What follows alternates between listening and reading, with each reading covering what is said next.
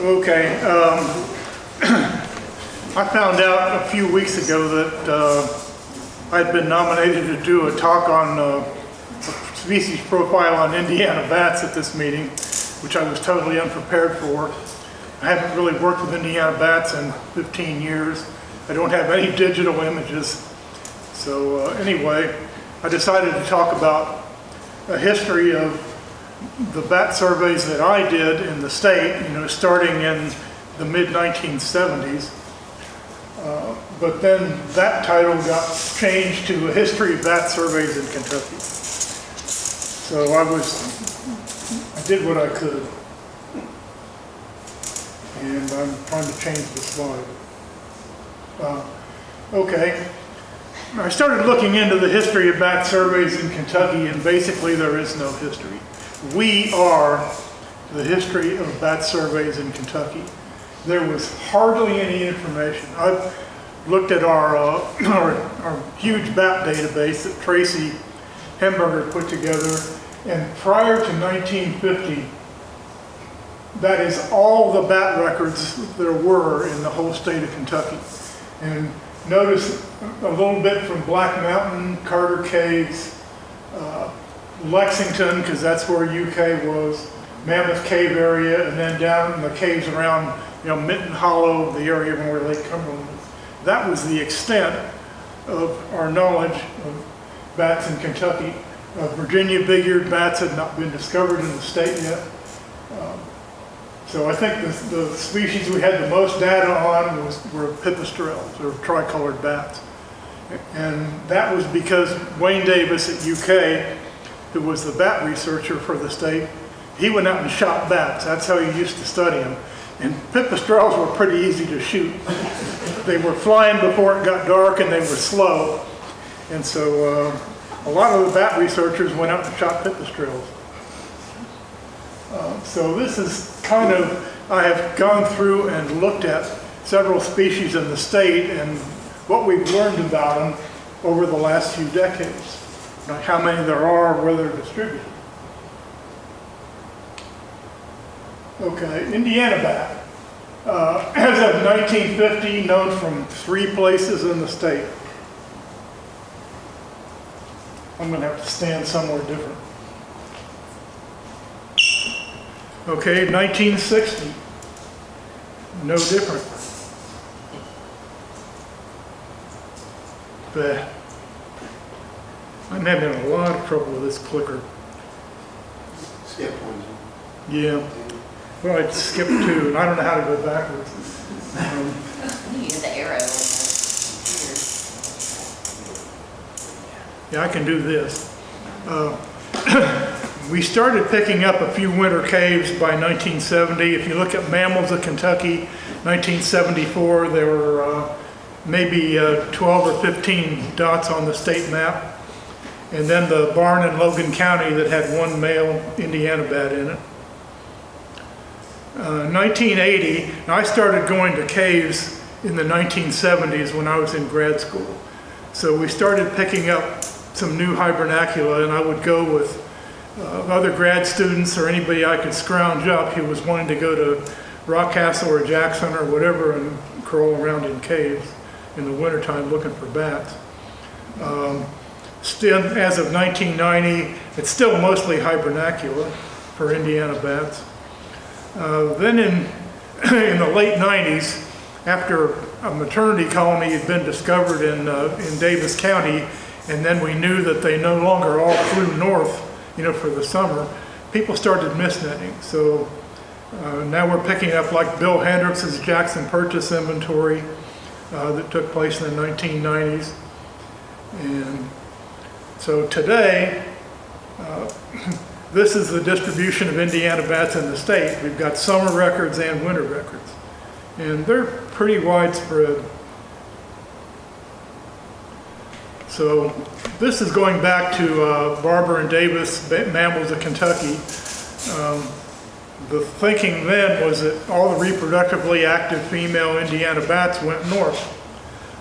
The only record of a pregnant female for the whole species at that time was one pregnant female shot in Indiana. That was it.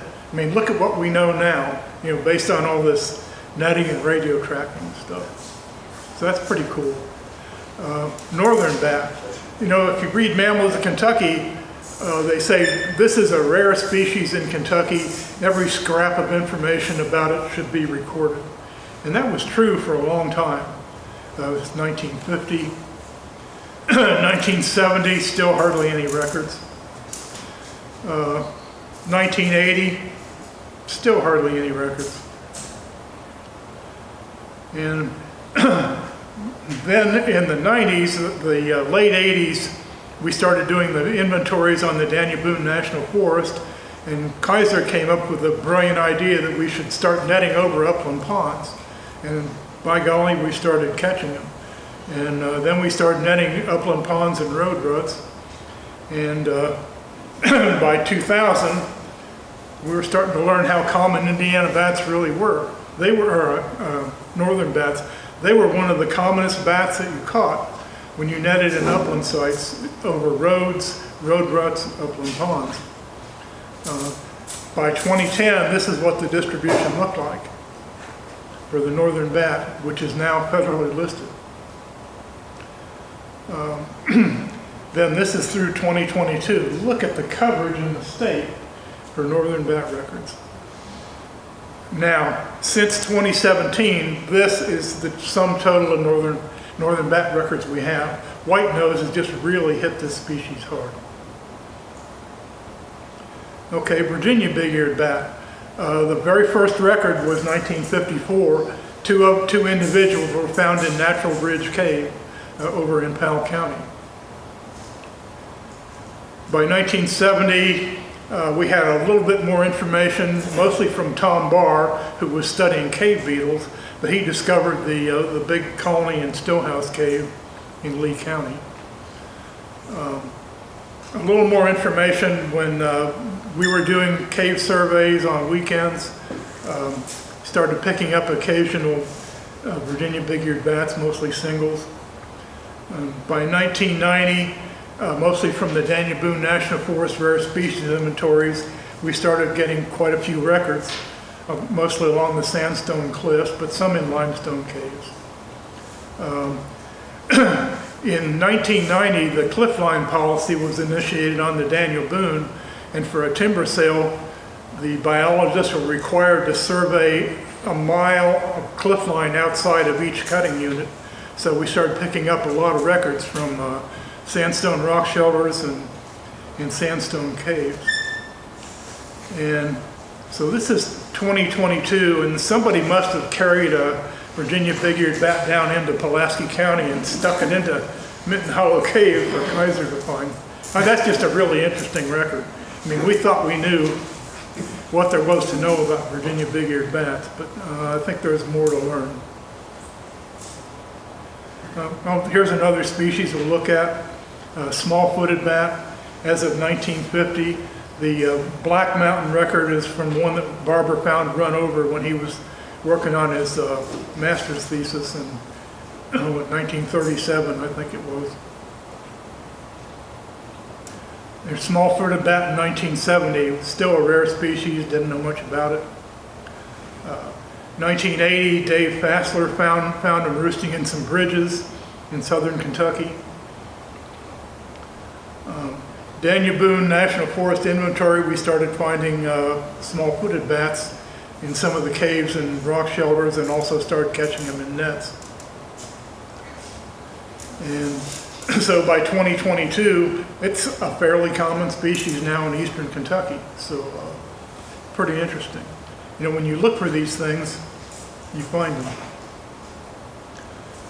Here are the tricolored bat records as of 1970. We had a lot of records for this one because it's easy to shoot, as I mentioned. Tricolored bat as of 2000. And if you do bat surveys in caves, every cave would have pipistrelles. I mean, you didn't really call it a cave unless it had pipistrelles in it, or tricolored bats. By 2022, this is the known distribution of the tricolored bat, and 2 months ago, it was proposed for federal listing because of white nose. I mean, it's just disappeared. So I have one more species to talk about, eastern red bat, which everybody who mist nets catches a lot of these. But this is what was known about it in 1960, 1980, but there still wasn't much netting that went on. My first mist netting was with an old net that Wayne Davis gave me. And one of the species I really wanted to catch and photograph was a red bat, because they were pretty, And I can remember Charles Andre and I seeing a red bat flying back and forth across an old road, along an old road, and it wouldn't go in our net, so we raised our net up on 2 poles, and we ran down this gravel road, chasing the red bat, trying to catch it. No luck. It was like seining for bats. So here are the red bat records as of 2000. This is as of 2022. I figure Kentucky must be a red state in more ways than one. Okay, a little bit about Placotis Pit. That's a maternity site for Virginia big-eared bats. And back in 1984, the Fish and Wildlife Service, which was the Cookville field office at that time, they provided us, and I worked for Kentucky Fish and Wildlife then, they gave us $1,500 a year for endangered bat work. And so we put our $1,500 that year into trying to find additional Virginia big-eared bat sites in the vicinity in Lee County near Cave Hollow. And Doug Stevens, who was in the environmental section, he and I were out walking along this old road, and Doug looks up off to the right and sees this overhang. It just looked to me like a rock overhang, and he said, "I think that's a cave." And I said, "Nah, it can't be." So we walked over to it, and it was hollow underneath there, and there were bats flying around. And so that was July 19th, 1984, and that was our first discovery of a maternity site for Virginia big-eared bats in 1984.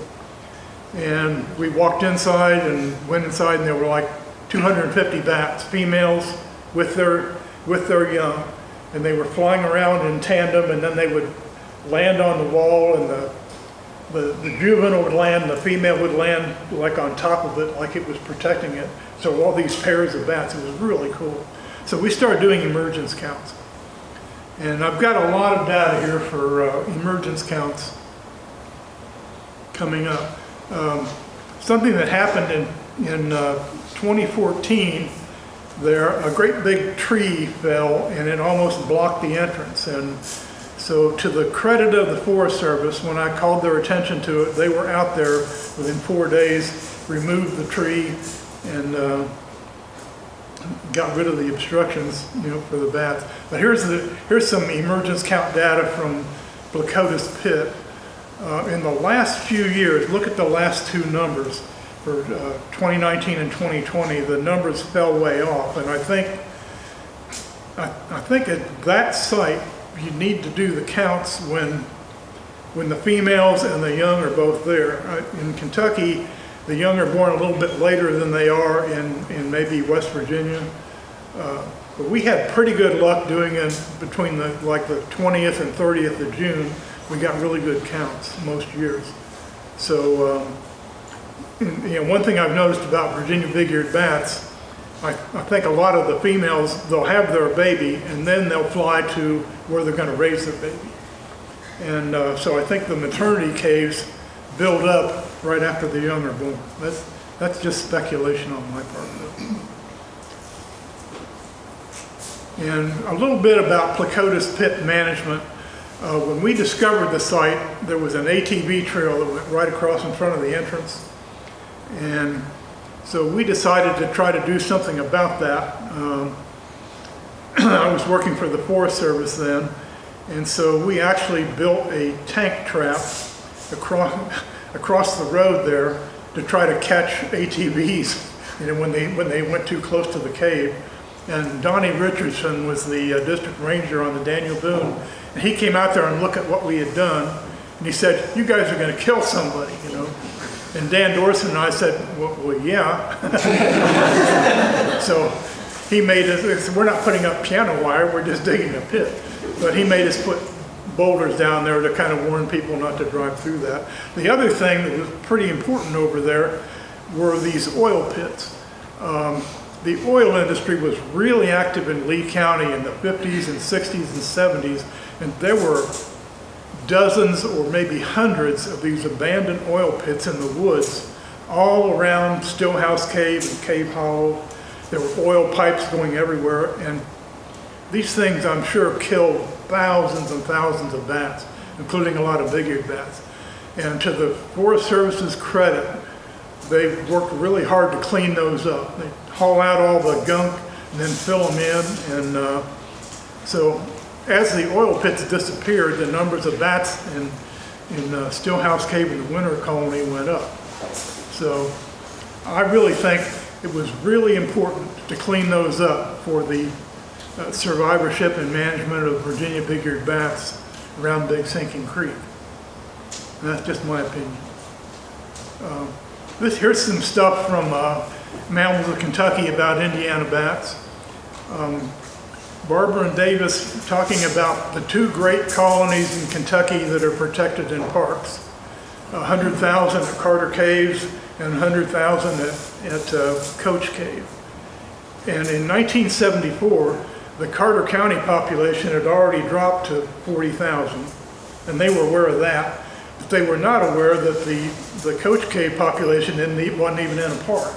And they were not aware that a gift shop had been built over the entrance, and that those 100,000 Indiana bats were basically gone. That colony was down to less than 1,000 bats probably by then. So it was misleading information there.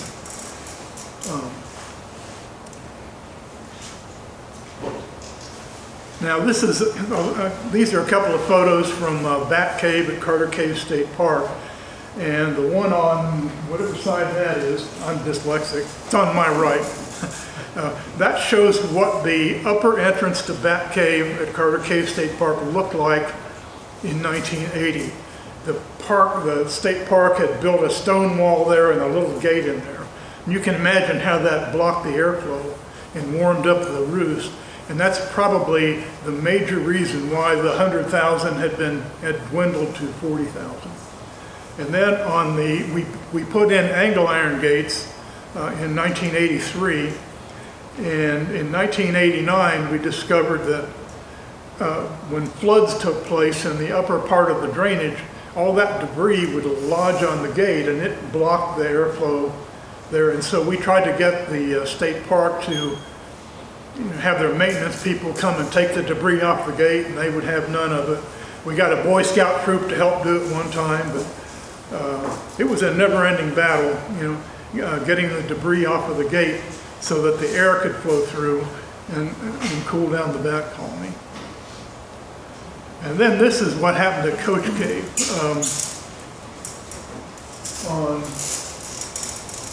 On my right, I guess that's your left. It's terrible to be dyslexic. That's the remnants of the gift shop that was built over an entrance to Coach Cave in the late 60s. And that was pretty much what spelled the end of the 100,000 sodales that were in that cave. And the gift shop burned in the early 70s, and nothing was done. It just they just put some tin over the hole and just let the cave warm up. So by 1975, 100,000 bats had dwindled to 4,000 bats. By 1987, 250 bats. By 1999, 33 Indiana bats left in Coach Cave. So there is now an angle iron gate over that entrance, and the airflow has been restored. Here's a little bit more about Coach Cave. The entrance that faces the road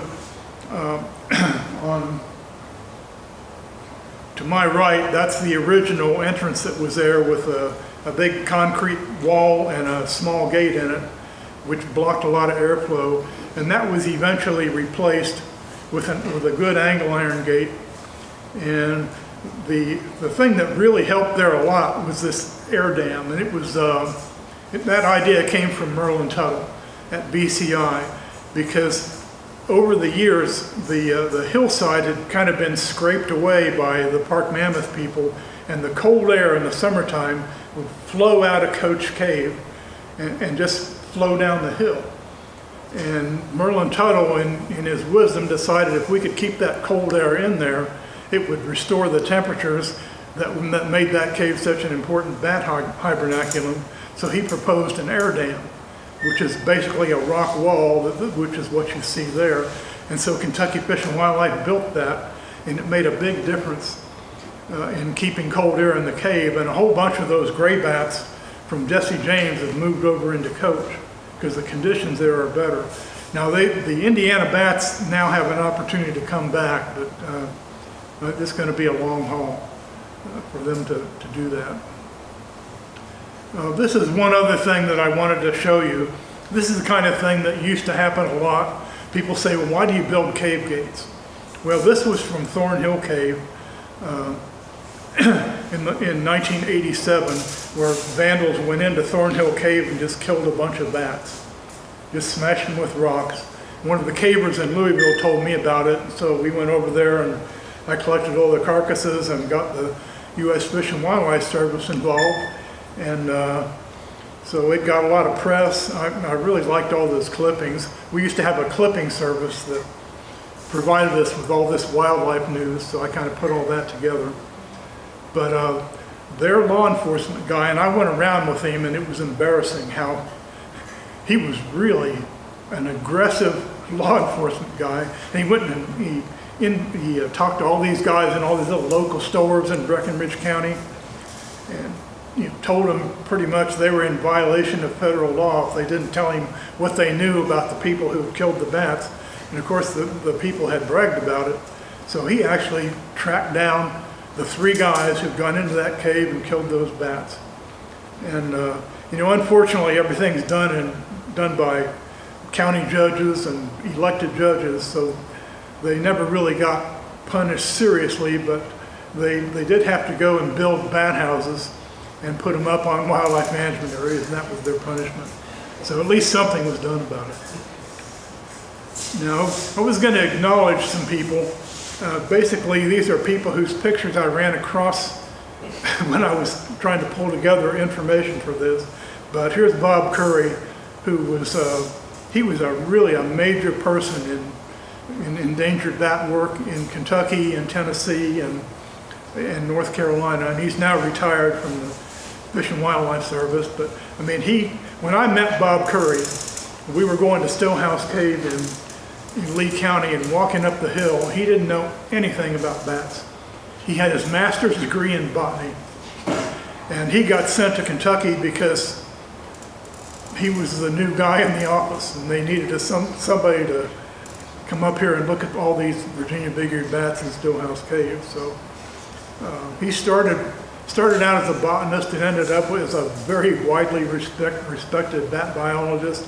I mean, he was on the Indiana Bat Recovery Team. He was a major player in all this. He learned how to cut steel to build cave gates. And then on the right, or on my right, when he's wearing the helmet, he's putting a transmitter on one of the Virginia big-eared bats that was used in the study at Cave Hollow that Ben was involved in. He was one of the guys with the receivers trying to track Virginia big-eared bats, and that was in 1990. And here are a couple of other people who played a really important role in bat conservation in the state. This is James Kaiser when he was working on his master's degree, and this is at String Cave in Jackson County. And what started that whole project was we didn't know anything about Indiana bats in the fall. We just knew that that their numbers built up in late fall. So we figured we would go down there and net the entrance to String Cave, catch a bunch of Indiana bats coming out, put transmitters on them, figure out where they forage to put on all that weight before they hibernate. And so that was all well and good, but when we started netting the entrance, most of the bats we caught weren't coming out of the cave, they were going in. And then James, after a few days, he gets out there early in the afternoon, way before you're supposed to be out there. He's out there with a receiver, and he's hearing bats that are roosting around the cave, out on the surface. Well, everybody, we knew they didn't do that. So he goes and tracks them down and starts finding Indiana bats under tree bark in the fall. That was a whole new thing, So the whole industry of bat tracking is all based on James Kaiser's master's work that he never finished. That's pretty amazing. Yeah. And then the other guy here is Gumbert, Mark Gumbert. This is during his master's project down in Pulaski County at South Goldson Cave. And so there's Mark sitting in the entrance in 1989. He looks a little different now, but we're all still the same people we used to be. I've got this T-shirt that says, inside of every old person, there's a young person wondering what the hell happened. I probably should have brought that.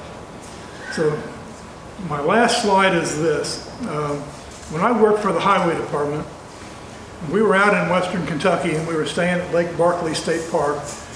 And it was during the winter time, January, and it got dark early and we were done with our field work.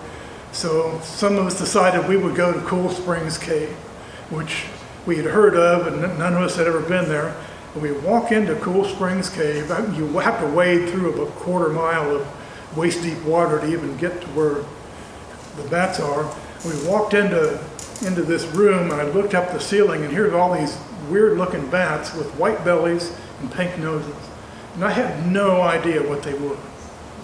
And there were 900 of them in there. And there were also gray bats in there and some Sodalis, and I knew everything in there. I figured, okay, these have to be southeastern bats. That's the only bat in the state I've never seen, So I collected one, but there were 900 of them in ceiling crevices there in one area over the creek. And I have been back to that cave numerous times since 1981. I think maybe one time I saw about 70 southeasterns in there. And all the other times you might see 2 or 3 or maybe you see a dozen. So I have no idea where they all went. But that was my WTF moment from doing cave surveys. When you go in and you see hundreds and hundreds of bats in clusters right above your head and you have no idea what they are. That was just so cool. So, and that's the end of what I'm going to say. So I would be happy to. Anybody got any questions? We got some time. Yeah, James. So is the southeastern bat your biggest find in your career? I think you're probably the biggest find in my career.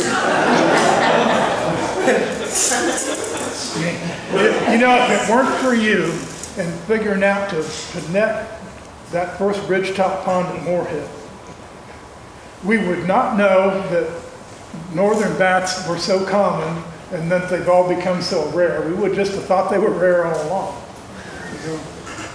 There's some pretty amazing things that have happened. Who would have thought that Indiana bats in the fall, when they fattened up, that they were still roosting in trees? Everybody thought they were in caves. They just weren't in the caves we knew about. And so many of these projects, you start out to investigate one thing and it ends up being something else. And that's the great thing about grad students. Grad students have open minds. And they'll get out there early and look for bats with transmitters when there aren't going to be any bats with transmitters because they're all in the cave. But James comes out there and finds them roosting in trees, in the afternoon. So, and of course now everybody knows that's what they do. Boy, back then, I remember talking about that at Indiana Bat Recovery Team meeting, and people said, "No, that can't be." Well, yeah, it is. Even Virgil Brack, the self-proclaimed god of bats, he was just totally amazed by that. So then, of course, he turns it into millions of dollars for his company, but that's okay. But I do think, you know, that southeastern bat colony was something. And it was then that I realized how sensitive gray bats are to disturbance when you go into their cave in the summertime. You know, because you read about that, but boy, until you mess something up yourself, you don't realize the damage that you can do. But fortunately, that was in September, so there weren't any young.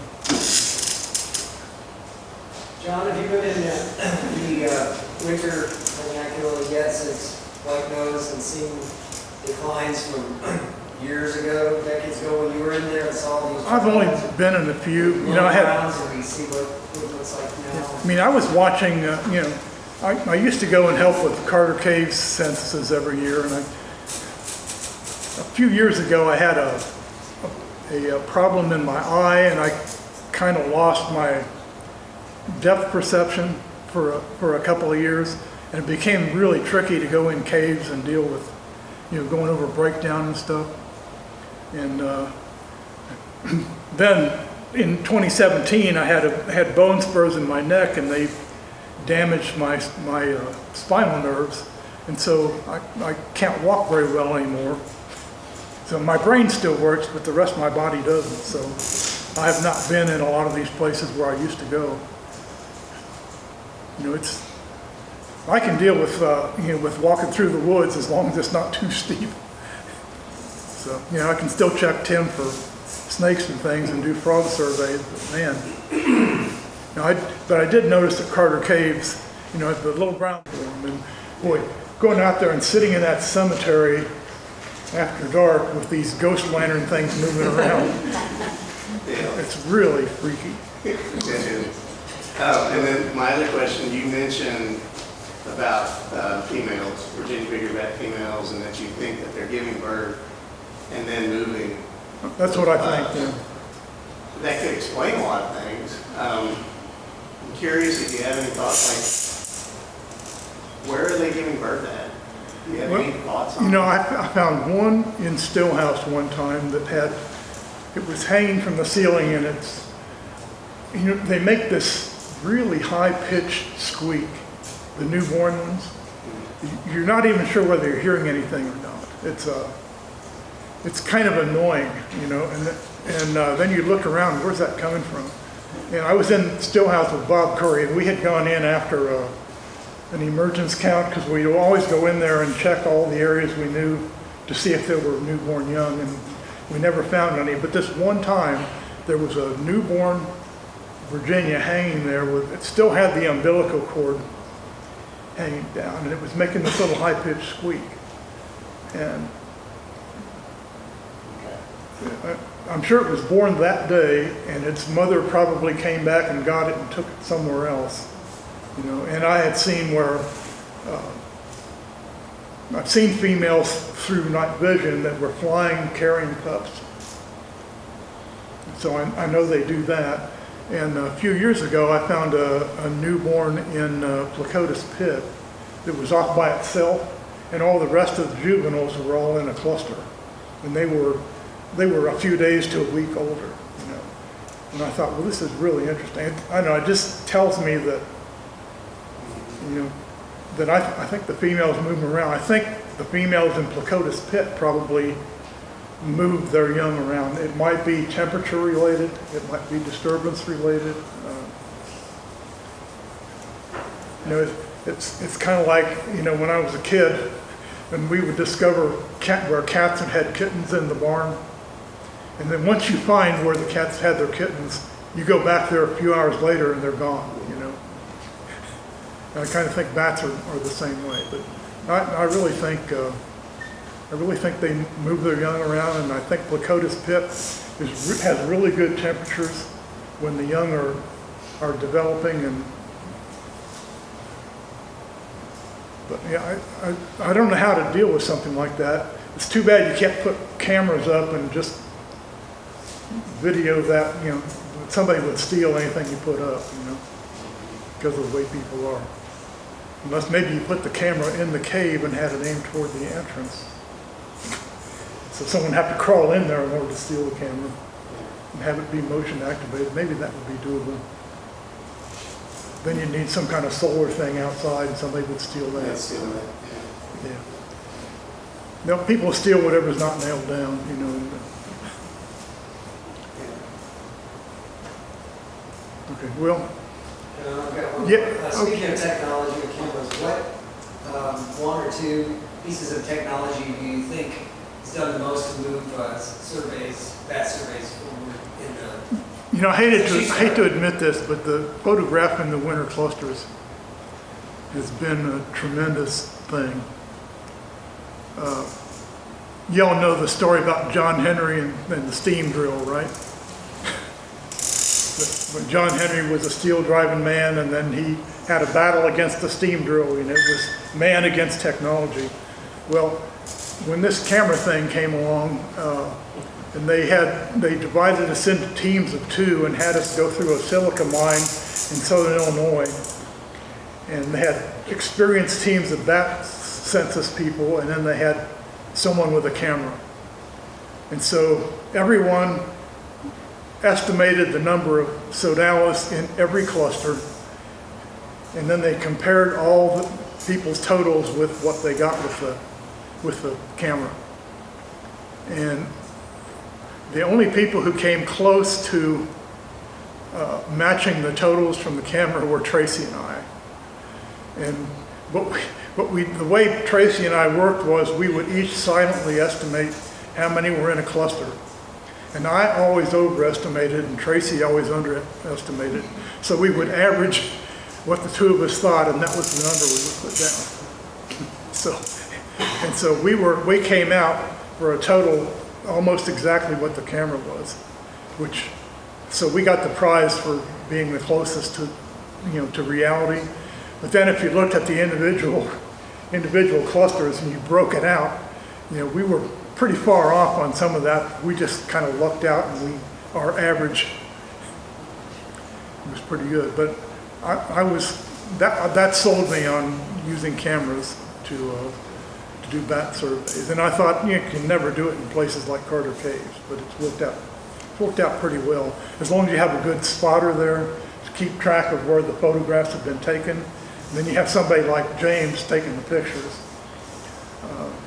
because he gets it just the right angle and everything. So, but I have a whole lot more confidence in the numbers that we're getting now than what we used to get. When we started doing Dixon Cave, and it was Bob and I and a couple of guys from the park, Henry Holman and a couple of guys from Mammoth Cave National Park, and Rick Clausen. And the first few times we went in there, the ceiling in there is 60, 70 feet high, and there are these clusters of bats up on the ceiling. And we just walk in there, it's just too far away. So we did the best we could. The first few censuses, we were around 30,000 Indiana bats. And then we started taking binoculars in there. And our 30,000 dropped to about 17 or 18,000. So then we went one step further, and Brainerd Palmerball came with us from Nature Preserves with his spotting scope. And so most of us would lay on the floor of the cave with our weak lights, shining them up on the ceiling, and then one person looking through the spotting scope. And then our 17, 18,000 came down to, more like 12,000, 13,000, which is probably what it was all along. So that was really interesting. So when you look at the data for Dixon Cave, it looks like there was a big population drop-off, but it was really an improvement on how we did the counts. But I don't know how to put that into our bat database, But boy, we did a lot of stuff that in retrospect it was kind of bogus. It's like Alan Rabinowitz and his 25,000 gray bats, and then 3 years later it's 250,000 gray bats. It was just that Alan was just totally overwhelmed with how many bats were in there. He said, "Oh, it must be about 25,000." You look at some of the old data from Mammoth Cave, somebody would walk in there and estimate 1 million bats. I know if I took my grandson into Carter Caves, he would say there's at least 1 million bats in here. Or into Long, or Just like what he's thinking in coaching James, there's 10 million, bazillion. So you try to write all that down, and after a while it becomes fact. Everything you write down in your field notes eventually becomes fact. I think about that sometimes, and there's stuff I just don't write down. Or I go back a few years later and change the numbers. Yeah, the numbers in Dixon Cave has still gone down even since we started using photography. So, but I do agree with you. I do agree that is a big difference. Yeah, I never thought it would work with Virginias, because there was such an uneven arrangement of them on the ceiling, and rafts. Some will be deep in the cluster and others are outside, but I guess it works pretty well. I feel sorry for the people who have to actually do the counts. Because you're sitting there looking at your computer screen and your paint blob and your bloop, bloop, bloop, bloop, you hit every nose and then that's how many are in the cluster. It's just really funny. I'm glad I never had to do that. That just strikes me as being the drudgery of counting bats. I know Michaela had to do that some. Yeah, Sandra's had to do it. I'm thinking, what's enough to make you hate bats and hate paint? But hey, that's how you get good numbers. Thanks, Sean. Okay.